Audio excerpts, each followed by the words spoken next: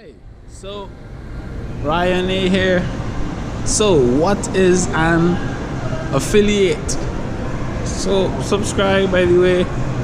An affiliate, a relationship you have with a company, which is not that complicated, and you are able to sell their services, representing them, and you get a percentage usually, right? So I spoke about like WP Engine, for example. You sign up with an affiliate with them.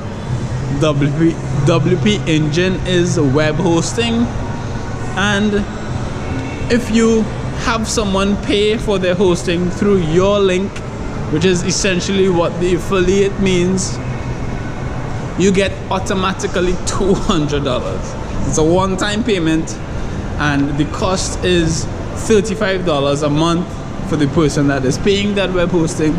So you can let them know that yes, it's a bit more expensive than what GoDaddy may offer, but it is far more reliable. Yeah, so that is actually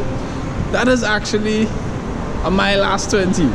So I'm gonna like switch this and do a my last 20 on this now. See you soon. Love you, Ryan A. Subscribe. I'll talk to you soon. Bye.